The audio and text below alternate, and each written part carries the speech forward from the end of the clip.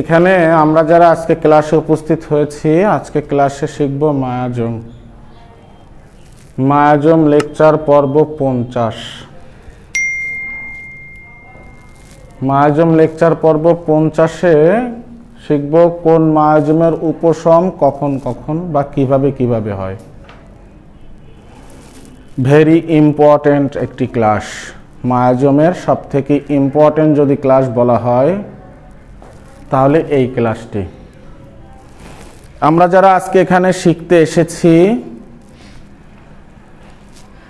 তাদের আগের থেকে একটু বলে নেওয়া উচিত, তা হচ্ছে মায়াজম শেখা কেন জরুরি। আমি এই বিষয়টা আগেও বলেছি, আবারও বলছি। যদি মায়াজম না শেখেন কখনো স্থায়ীভাবে কোনো রোগীকে আরোগ্য দিতে পারবেন না, উপশম দিতে পারবেন, বা একটা রোগ সেরে যাওয়ার পরে কিছুদিন পরে দেখবেন আবার সেটা ফিরে এসেছে। হেনিম্যান যখন চিকিৎসা করতেন, হেনিম্যান ঠিক একই সমস্যায় পড়েছিলেন। হেনিম্যান যখন কোনো রোগের উপরে ট্রিটমেন্ট দিতেন, যখন আরোগ্য হতো, দেখা গেল যে আরোগ্য হওয়ার কিছুদিন পর রোগটা আবার ফিরে এসেছে। যার কারণে হেনিম্যান কিন্তু চিকিৎসা জগৎ ছেড়ে দিয়ে দীর্ঘ 12 বছর গবেষণা করে এই মায়াজম বের করেছিল। তাই এই মায়াজমের গুরুত্ব হোমিওপ্যাথিতে অনেক বেশি। একটি কথা বলে নেওয়া উচিত, তা হলো অনেকে বলে থাকেন মায়াজম শুধুমাত্র মনে হয় মানসিক লক্ষণের উপরই দেখে, অন্য কোনো লক্ষণ দেখে না। এটা ঠিক নয়। মায়াজম সবকিছুর উপরেই দেখে। আমি নিচে একটু আগে প্রায় 1 ঘন্টার মতো এই বিষয়ে আলোচনা করেছি, তাই পুনরায় এই বিষয়টি আর তুলতে চাই না। যাই হোক, আজকে মায়াজম লেকচার পর্ব 50, তাই খুব মনোযোগ সহকারে আমরা এই লেকচারটি শুনবো এবং লেখার চেষ্টা করব।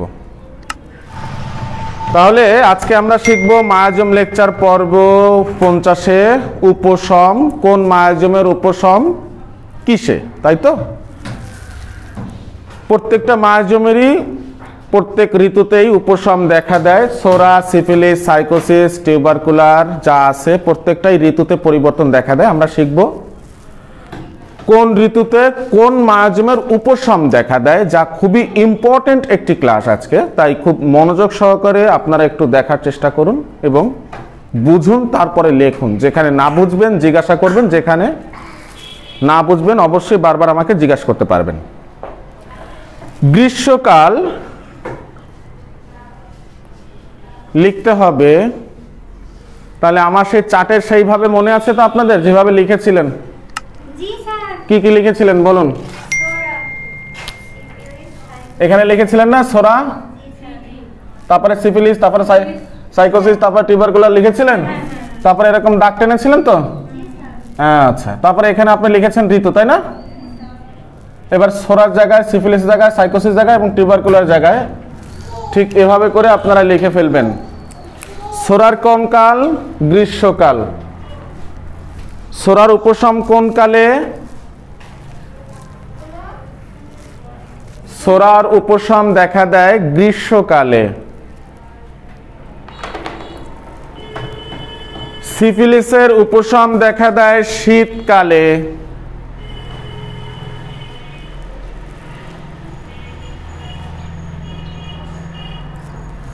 সাইকোসিসের উপশম দেখা দেয় শুষ্ক আবহাওয়া। শুষ্ক আবহাওয়া আসছে, সে লাইনে আসছে। এবং টিউবারের উপশম দেখা দেয় নাতিশীতোষ্ণ, শীতও না গরমও না। যখন আপনার কাছে কোনো পেশেন্ট আসলো, পেশেন্টে যখন আপনি টোটালিটি লক্ষণ নিচ্ছেন, সিমটম নিচ্ছেন, পেশেন্ট এসে নিজে নিজে এসে আপনাকে বলবে, স্যার আমি গ্রীষ্মকালে খুব ভালো থাকি, স্যার আমি শীতকালে খুব ভালো থাকি, স্যার আমি শুষ্ক আবহাওয়ায় ভালো থাকি, বা স্যার আমার বসন্তর সময় আমি খুব ভালো থাকি। অর্থাৎ এক একটা মায়াজমের ঋতুকাল অবস্থানে সে ভালো থাকে। আমার কথা বুঝছেন? তাহলে শিখুন এবং লেখুন তাহলে বোঝা গেল কোন ঋতুতে কোন মায়াজমের উপশম হচ্ছে, এতটুকু বুঝতে পেরেছেন। এবার আসুন খাদ্য, কোন খাদ্যে কোন মায়াজমে উপশম থাকে একটু বুঝি। এটা কিন্তু আমাদের জন্য খুবই ইম্পর্টেন্ট। খাদ্য খাবারের মাধ্যম থেকেও আমরা কিভাবে মায়াজমটাকে উপশম বেছে নিয়ে আসতে পারি, তাই না? হ্যাঁ, তাহলে আমরা প্রথমে শিখছি ঋতু, এবার আসবো খাদ্য। খাদ্যে আসেন গরম খাবারে উপশম বোধ করে সোরা। সোরার জায়গায় লিখে ফেলুন, গরম খাবারে উপশম কে? সোরা।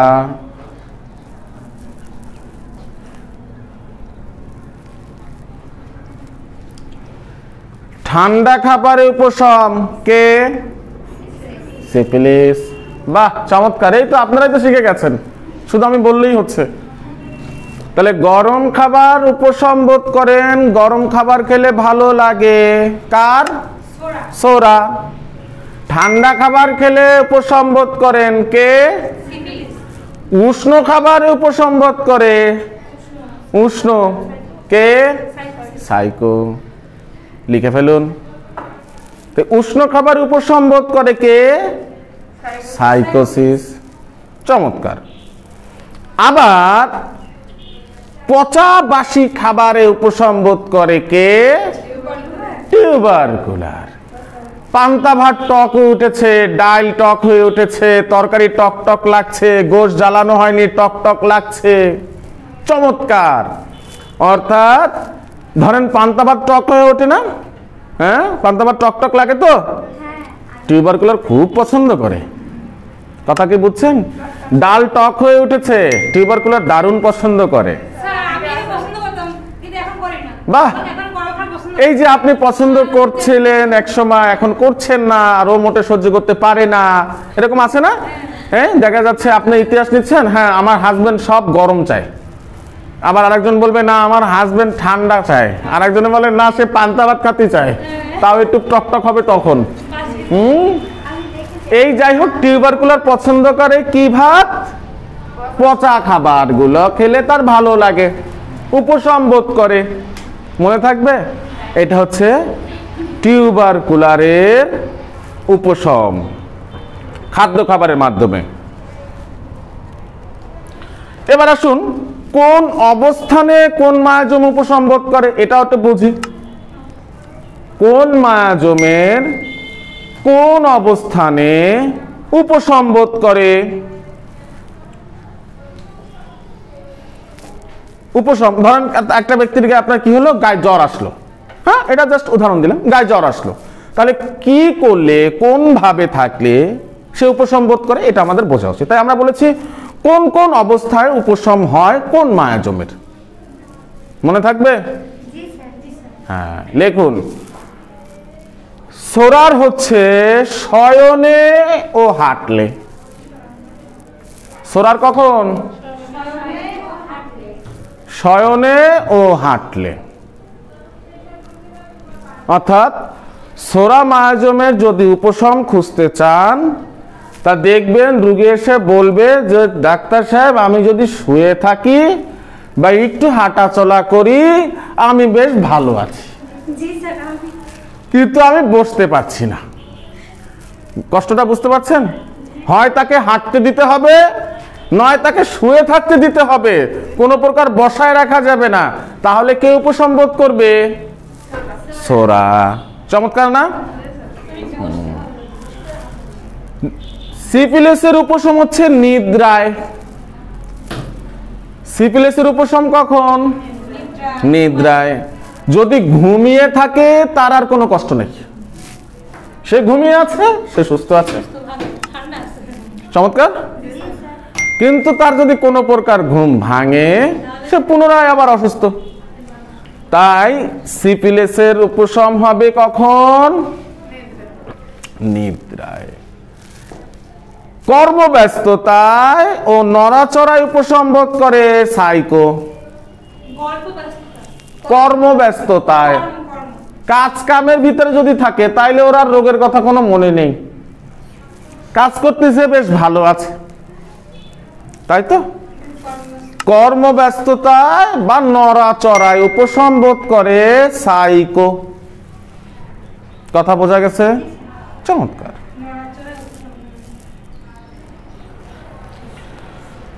চুপচাপ থাকলে এবং সূর্য উদয়ের পর উপশম বোধ করে টিউবার। চুপচাপ পড়ে থাকবে, সে ভালো আছে, অথবা সারা রাত খুব অস্থির ছিল যে সকালে সূর্য উঠছে এবার ঘুম আসতেছে। কথা বোঝা গেছে? তার গায়ে জ্বর, সারা রাত ছটফট করেছেন যে সূর্যটা সকালে উঠেছেন আর ঘুম চলে আসলো। তাহলে চুপ করে পড়ে থাকলে আর সূর্য উদয় হওয়ার পরে যার উপশম সে হচ্ছে টিউবারকুলার। মনে থাকবে? হ্যাঁ, তাহলে কিভাবে থাকতে হবে? চুপ করে পড়ে থাকতে হবে, নয়তোবা সূর্য উঠতে হবে। অর্থাৎ টিউবারকুলার অনেক সময় রাত্রে এটাও বলে বসেন সকাল হবে কখন। সকাল কখন হবে? কেন ও জানে সকাল হলে আমি ভালো থাকবো, তাই তো? গুড। তাহলে চুপচাপ থাকলে আর সূর্য উদয়ের পরে যে উপশম বোধ করে সে হচ্ছে টিউবারকুলার। তাহলে আমরা তিন ভাবে রোগীর উপশম দেখতে পাচ্ছি, তিন সময়। ঠিক আছে, রোগীর তিন সময় উপশম দেখতে পাচ্ছি। কোন কোন সময় রোগীর উপশম দেখতে পাচ্ছি? এক, ঋতু পরিবর্তনে, দুই, খাদ্য খাবারে, এবং তিন, কোন কোন অবস্থানে। আমরা সেটা একটু আবার একটু বুঝে নিই। সেটা হচ্ছে ঋতুতে যদি লক্ষ্য করি তাহলে সোরার ভালো লাগে, উপশম বোধ করে গ্রীষ্মকালে, সিফিলিস উপশম বোধ করে শীতকালে, সাইকোসিস উপশম বোধ করে শুষ্ক আবহাওয়ায়, টিউবারকুলার উপশম বোধ করে নাতিশীতোষ্ণ, মানে হচ্ছে বসন্ত, না গরম না ঠান্ডা। যদি খাদ্য খাবারের দিকে আসি, কোন মায়াজমের উপশম কখন? তাহলে খাদ্য খাবারে দেখব গরম খাবারে উপশম বোধ করে সোরা, ঠান্ডা খাবারে উপশম বোধ করে সিফিলিস, উষ্ণ খাবারে উপশম বোধ করে সাইকোসিস, এবং বাসি পচা খাবারে ভালো লাগে বা উপশম বোধ করে টিউবারকুলার। মনে থাকবে? এবার কোন কোন অবস্থানে কোন মায়াজম উপশম?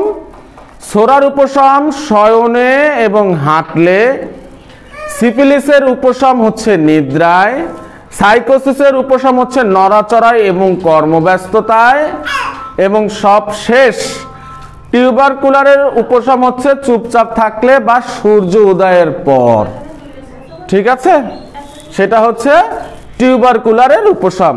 তাহলে আমরা বুঝতে পারলাম কোন মায়াজমের উপশম কেমন, আমরা বুঝতে পারলাম। ঠিক আছে, কোন কোন অবস্থায় বা কখন কখন বা কিভাবে কোন মায়াজমের উপশম হয়ে থাকে, কথা মনে থাকবে? তাহলে এই পর্যন্ত আজকে মায়াজম থাকবে, যেহেতু এর বেশি আর নেওয়া সম্ভব না, অলরেডি 40 মিনিট নিছি।